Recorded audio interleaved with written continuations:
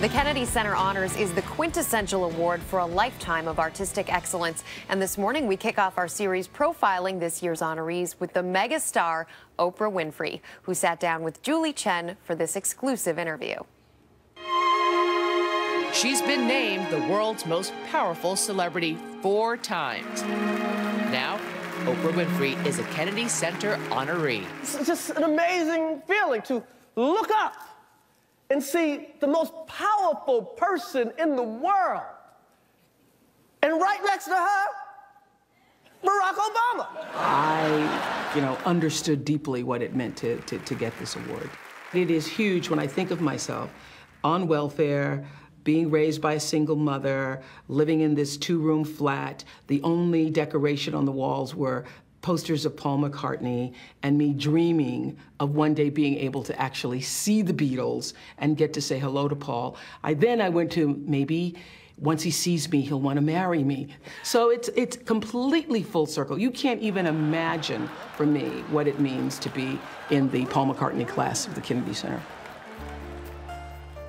That circle began in the backwoods of Mississippi, where she was raised in poverty by her beloved grandmother, Hattie Mae. I have my grandmother to thank for me being the essence of who I am. A belief that if you worked hard and proved yourself to be excellence, that excellence would follow you. It was when you were a little girl in church that you were first told that you were gifted. Mm-hmm. Did you even know what that meant? No, I didn't know what that meant. But, my grandmother raised me in the church, and I always say that my broadcasting career began there. And so as I'm speaking out of the night that covers me, black as a pit from pole to pole, I thank whatever gods there be for my unconquerable soul.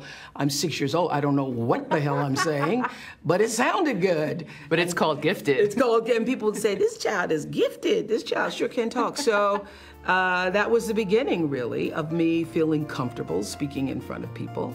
Sadly, her grandmother passed away a short time later, and 6-year-old Oprah was sent to live with her mother in Milwaukee.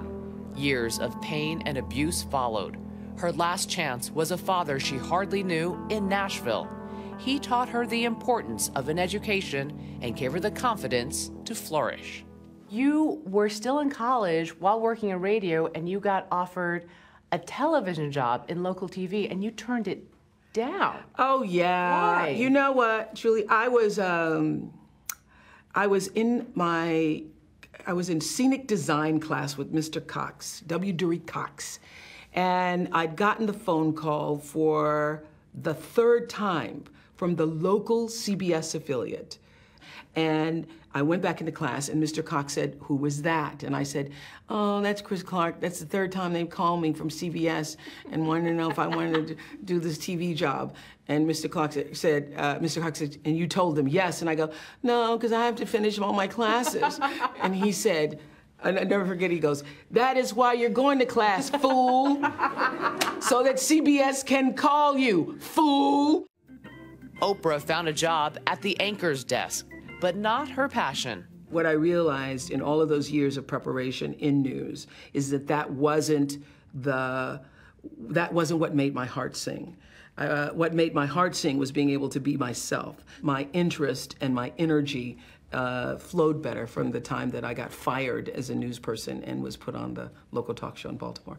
That was freedom for me. Welcome to the very first National Oprah Winfrey Show! That freedom led to a phenomenon. I realized it was big. I always believed it would be successful. But did you ever think it would get as big as it got? I feel like that that show became bigger than me. It became and is as big as every audience member who ever decided that I'm going to go back to school. Every woman who ever watched a show about battering and said, "I will no longer allow myself to be beaten." Every person who ever hit their kid who said, "I won't hit my children anymore." It'll be everybody who ever lost weight. 67 pounds. I'm happiest when I'm doing shows that I know people are going to be brought some light into their lives, where there's going to be a sense of, I never thought of it that way before. That makes me really happy. and I'm happiest on a movie set. Movie set feels like a vacation to me. You grew up wanting to be an actress. I wanted to be an actress, and wanted nothing in my life more than I wanted The Color Purple. All my life I had to fight. I had to fight my daddy. I had to fight my uncles. I had to fight my brothers.